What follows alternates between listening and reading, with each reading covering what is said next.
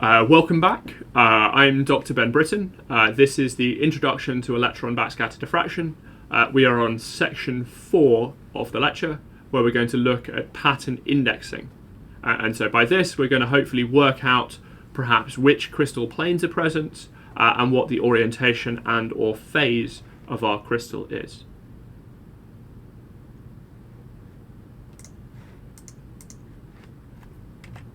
So to do the indexing, we're going to effectively take the a raw diffraction pattern. For this example, we're showing copper.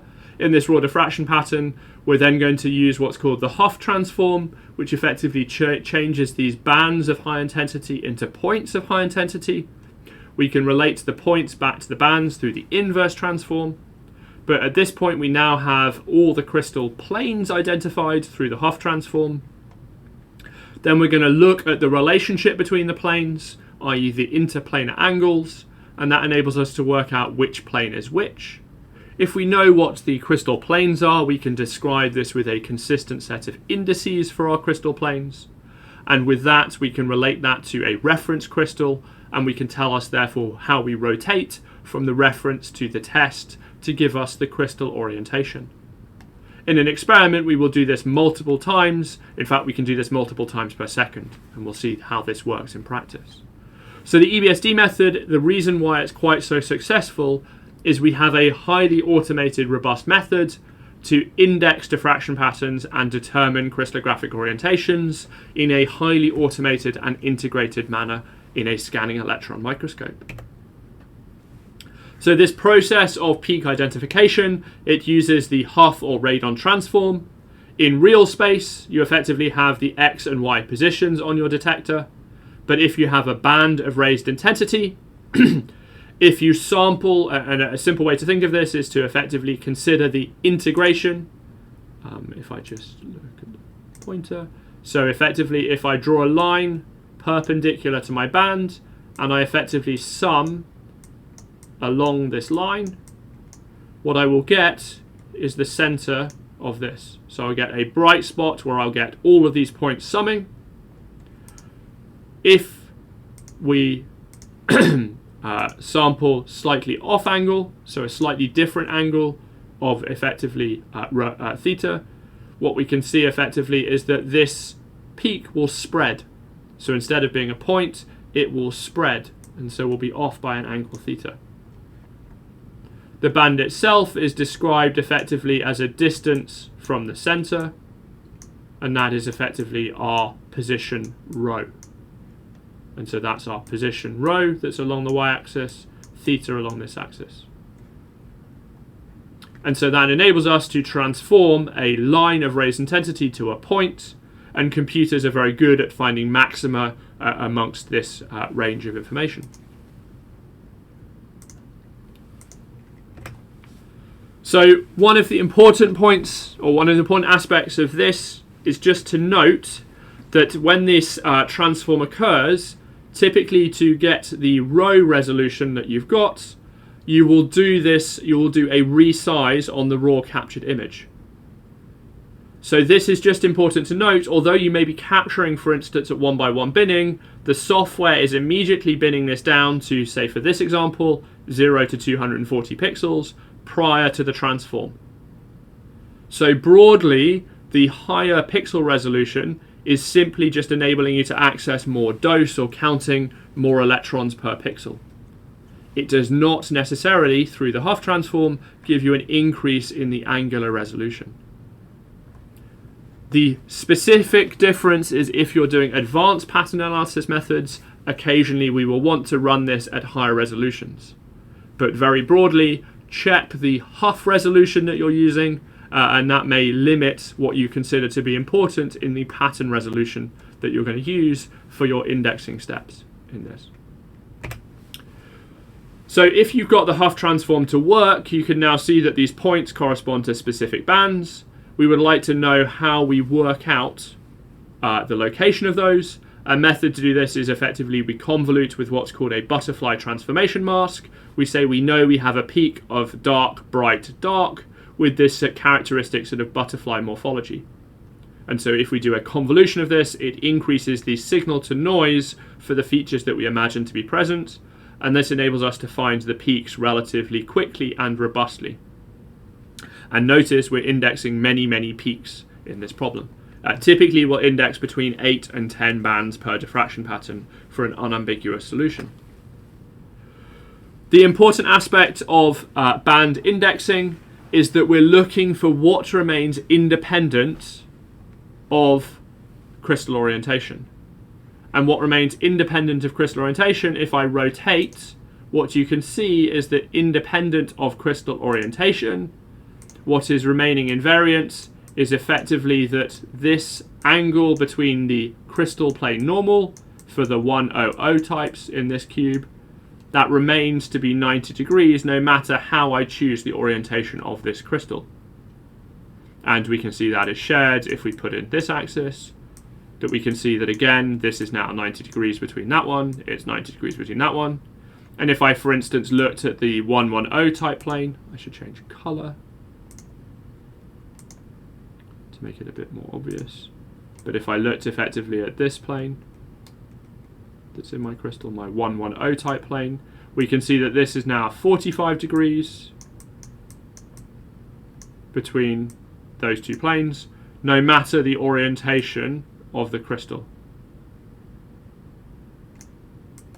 Now recall we did a brief explore of symmetry, and so you'll notice that the symmetry is important in this process, specifically because you can hopefully imagine that effectively the angles between the plane families are also similar. And so you can see that's also 45 degrees. It's a different plane, but it's symmetrically equivalent. If you know the crystal phase that's present and you know roughly what the diffraction is going to do, you can construct a lookup table a priori of the expected interplanar angles. You can build this, for instance, from structure factors, crystallographic databases, and you can find a best fit between the measured and expected interplanar angles. Note that this is effectively the route that's used by HKL, that's now used by the company Oxford Instruments. It's similar to what's reported in a thesis by Krieger-Larsen. It's slightly different, but I suspect very similar to what's used by Brooker. It is subtly different to what is used by TSL EDEX or Amatec, is the other company there. Now, important is that the interplanar angles will clearly change if you do not have the projection geometry. So, for instance, if you change the detector distance, that will change how this zone axis, how effectively these plane angles will present. So we have to know this source point position reasonably well. This is effectively the shortest distance between the sample and the detector. It's a point, and then there's a detector distance. So measuring the pattern center it unlocks indexing. Typically we'll do this with a crystal of known orientation. So in silicon, as I've got here, I know that it's around this zone axis if I present my crystal well with regards to the detector. But typically in modern systems, you'll use an iterative solution, and so you'll do a calibration before you do an EBSD experiment to find the source point position. There are important details that effectively, if you move the electron beam across the sample, you change the shortest distance between the sample and the detector, and so in a beam scanning experiment, you will vary the source point position, and the software will have to know this, and so that's why the calibration is done, typically at low magnification, to give you a significant movement of the pattern center with scan deflection for your particular setup. This is what's called the dynamic something of pattern projection, the DAP correction in Oxford Instruments type software. That's the beam shift corrections. If you move the sample in the microscope or move the detector, then the source point position necessarily changes. And so you have to do the calibration prior to your experiment.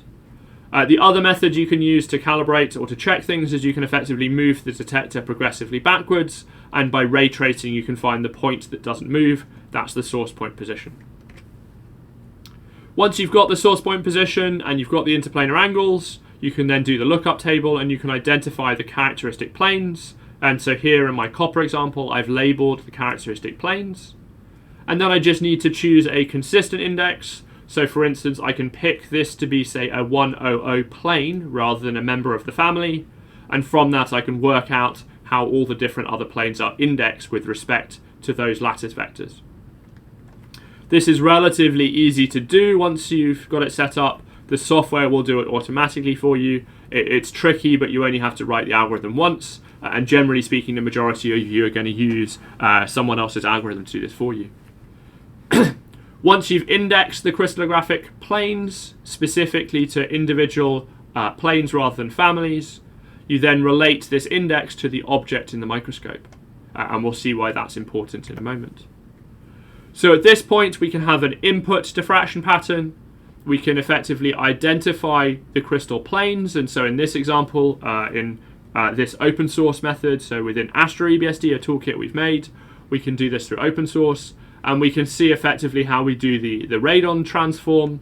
We can do an edge detection in that to find the edges of the bands. We can find the edge centers. We can find the band centers. That gives us rise to the bands on the detection plane, which are the white dash lines. We can compare this with a lookup table and work that out. And that enables us to index the characteristic plane families.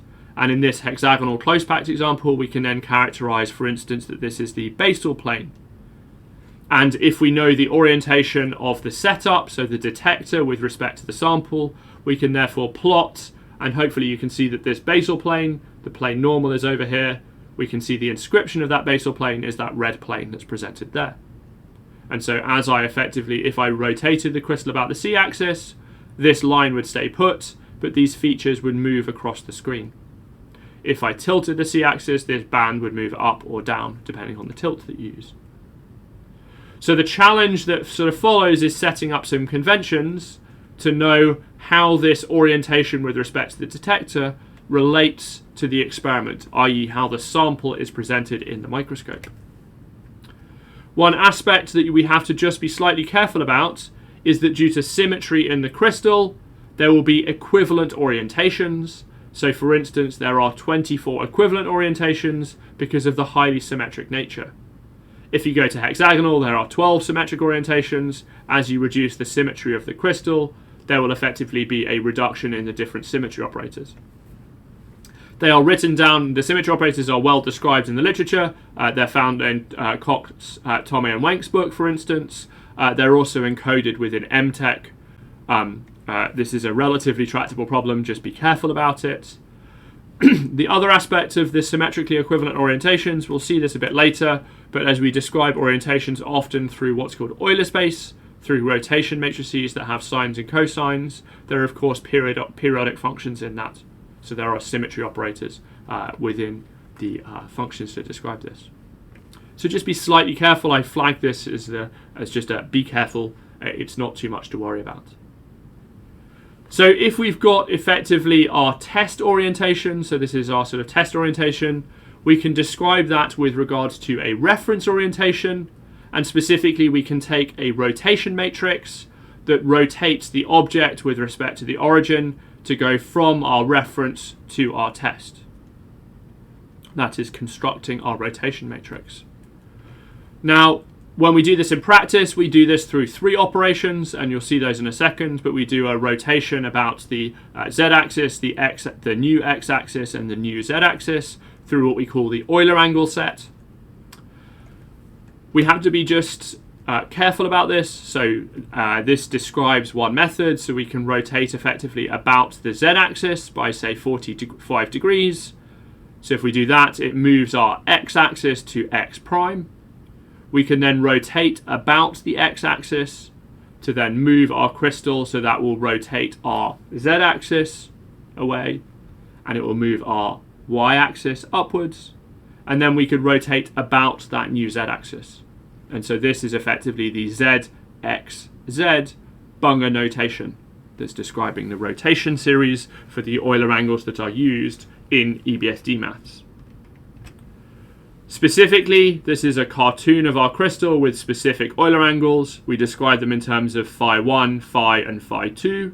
This again, it has the rotation about z, it has the rotation about x prime, and it has the rotation then about z prime of the set. So crystal rotations are important. Euler angles are one method to describe them. The conventions, I'm sorry to say, they are rarely followed between different manufacturers and different software codes. There are issues with Euler angles. They suffer what we call degeneracy at small angles, and there is a specific issue called gimbal lock. That very simply, if you have 0 on this phi angle, then effectively putting 15 degrees in phi 1 is the same as putting 15 degrees in phi 2. There are alternative formats, so we can write out matrices. They're relatively easy to handle, they're quite expensive, and they're difficult to interpolate, and lots of data needs to be stored. You can also write this as an axis angle.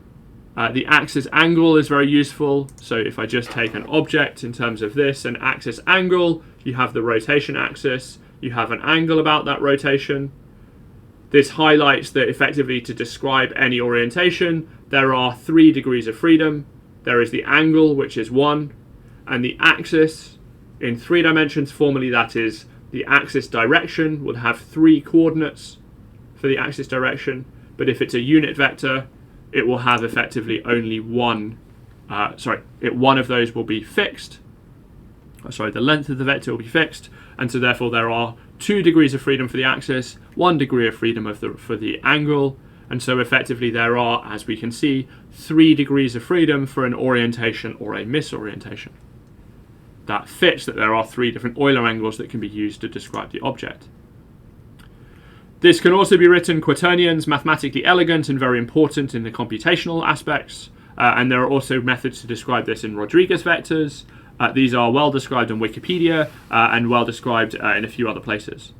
To construct these matrices, you can have a look at our tutorial paper in materials characterization that also provides references to third parties for other conventions and how to translate between the different forms if you so wish. One just a really important aspect is that when we apply the rotation, we have to consider whether we are rotating the axis system or whether we are rotating the object. So this is an active or passive orientation set. Just to give you an idea, effectively if I'm actively rotating, your frame of reference is staying put. If I'm passively rotating, effectively I'm rotating the camera with respect to the object. So this is the idea that I keep the object fixed and I move myself around the object. That is a passive rotation. So the relative, how the object presents itself with respect to the frame of reference changes, but the object effectively stays put in space.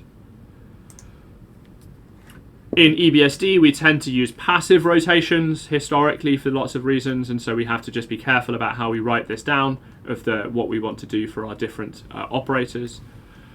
This is really just to be careful. I'm flagging that as important. It's specifically important as we chain together the different operators that are present, and it's important to have care with row and column vector notations. Again, go back to the tutorial paper that we wrote. This has MATLAB and Python code to describe this in full detail. One other aspect that's important in your crystal system, there are some conventions about how you describe the reference crystal orientation, and these will vary unfortunately between different people and different software tools. There are lots of different conventions, and sometimes even within the same software they may use different conventions. We have found this in some examples. A classic example is in the hexagonal close pack system. You can have a hexagon that has a reference configuration where the A direction points along X, or you can have a reference configuration where the A direction points along Y. For the Brucker notation, and I think the Oxford Instruments or HKL notation, it's this system. For the TSL EDEX Amatec, it's this system. This gets even more fraught if you go to lower symmetry, so towards triclinic systems. This becomes more complicated, specifically with regards to the order that you describe the unit cell vectors. To test this, so one example, effectively, if you just put the Euler angles equal to 0, you could look at a stereogram of the A-type directions, and you could see whether they point along X, one of them points along X, or one of them points along Y in that configuration. The other reference coordinate systems, verification will happen, I think it's in the next lecture, next part of this lecture, But the reference coordinate systems, another aspect is with regards to how you do stuff in the microscope and how you interrogate the image. So image nerds will start to care about images with respect to IJ, so that's the image coordinate system. People who are more sort of Cartesian will consider the XY coordinate system. Notice that slight flip. If you have a matrices, you can change whether you do row-based or column-wise indexing, so just bear that in mind. I'm flagging this for those of you who want to do image processing. So you've just got to be slightly careful about whether you describe stuff with respect to the image coordinate or with respect to the XY coordinate convention. Other aspects, you also have to consider how you set the sample up. Conventionally for EBSD experiments, we start at the bottom of our sample, so the top left is typically the bottom of our sample, and we scan uphill, and that is to reduce contamination. So as we image the sample, contamination builds up below the electron beam, and so we move upwards into fresh material as we scan and hold for a long time. So typically this is the bottom of the sample, this is the top of the sample. We will often describe a convention where Z will point out of the plane of the sample. We could then, for instance, put Y pointing upwards. We form a right-handed set with X along the tilt axis that's into the page. And if we do this correctly, we get a convention that's shown in this example as X sample pointing from the top right towards left, and the Y pointing from the top right downwards, and the Z is pointing out a page. This is just one convention, and this is verified at Imperial College. It's verified for the Brooker systems on the Sigma, or most of the times on the Sigma and Quanta instrument. There is one setting that you can mess this up on. But just I'm flagging this. We'll see how we determine this in the next talk. So within the sample coordinate system, once you set up the experiment, like so, the microscope formally sets up a fixed coordinate system between the electron beam, the tilt axis, and the sample geometry as it's presenting towards the detector. The calibration of your system and how you understand that determines the relative orientation between those two systems. The other bit you have to think about, though, is how does your sample fit in the microscope, and that's specifically how well did you cut the specimen. Did you define an axis as you cut it up? For instance, did you put the rolling direction along, for instance, the X direction, the tilt axis? How did you make sure the sample is flat and it's cut parallel to contain one of the key axes that you're interested in? And how did you align the microscope? We'll have a little bit of a discussion in this when we think about how we formally set the problem up a bit later. In terms of the axis alignment of the microscope, one of the things, and this is particularly on sort of older microscopes, is that in an SEM you can get scan rotation artifacts that will cause issues. A typical way to check this is if you fire the sample physically along the X of the tilt axis, fire it along the tilt axis, which is often, but not always, it's often X, a feature should move linearly along in that direction. If it doesn't, something is wrong, and that may involve you correcting the scan rotation to get that to line up.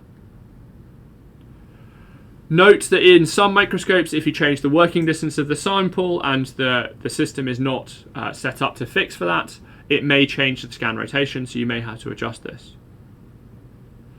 Another question is the sample well aligned? So in a flat configuration, is the tilt axis along a feature of interest? How does this relate to the sample? And is the sample plane well cut? Please do note parallelism. So that's effectively, does the top surface reflect the bottom surface of your sample? This is particularly important as in the EBSD configuration, we'll typically run this at a 70-degree tilt, i.e. it will present with 20 degrees with respect to the incoming beam. This means that there is effectively a requirement, if you want to look at a P on the surface of your sample, the raw image, as you scan a fixed distance in effectively across what we call the Y sense of the scanning coils, and a fixed scan in the X sense, we'll get a compressed or foreshortened image that we will do a tilt correction, which effectively is 1 over cos 70, or 2.92 times as long in this direction. If the tilt axis is ill-defined, then you'll effectively get the reconstruction of this square plane will give you what we call a rhombohedral distortion in this case, or rhombohedral or trapezoidal distortion. This is described in a lot more detail in a few places. We've wrote some distortion correction algorithms in a recent open source thing, so there's software tools to do this. For polycrystalline materials, we can do that in there. Distortions are still common at low magnifications, and so I draw from that true EBSD paper some work that was done where we were trying to map optical polarized light micrographs across large areas. This is a 1mm scale bar. We were trying to match effectively hydrides in zirconium, and we were matching them against EBSD. Effectively, if you look at the raw EBSD map that we told it to run a square type or rectangular type map across our sample at low mag, if we look and try to match that against the polarized light, which is a very nice, there are few image distortions in a polarized light image, we see that we have this slightly horrific trapezoid that's present, and that's due to, at low magnification, the distortions are typically far worse. So methods to correct this, we can use something like TrueEBSD or other methods. This is open source, that's why I flag it on this. You can align the sample, you can use a calibrant, etc. to try and correct this as best as possible. In some cases it matters more than others, and that's what I flag at this point. The other aspect that's important with regards to tilt is it will affect the resolution. Specifically, the scattering probe volume is longer along the y direction than in x. Typically it's about 3 times as long, and so that means the spatial resolution will effectively be worse running down the sample. This could be important if you're particularly looking at interfaces in your material, for instance. This is also especially important at high voltage because typically the interaction volume is larger because you're probing deeper at high voltage in the system. So it will typically elongate with voltage quite significantly. So to summarize at this point, the EBSD experiment, we measure EBSD patterns in a sampling, typically in a fixed grid. We can reconstruct a map after we've interrogated all of those diffraction patterns. Typically we'll do this many times per second. The fastest detectors on the market are typically now detecting somewhere around 4,000 Hertz. Fast analysis can go much faster than this, it depends on the software setup. An important point is the accuracy of the method will depend on the alignment of the sample, how well it's scanned, the detector type and how we've put the detector in the system, the exposure time, the electron dose in particular, the detector and patting binning strategy, and the Hopf transfer settings. And there are some advanced methods, we'll see a touch on those in the very last of the subsections, where we'll look at higher spatial resolution and higher angular resolution methods for EBSD. With that, you can pause if you so like, and I invite you in a moment to join for section 5 of this lecture.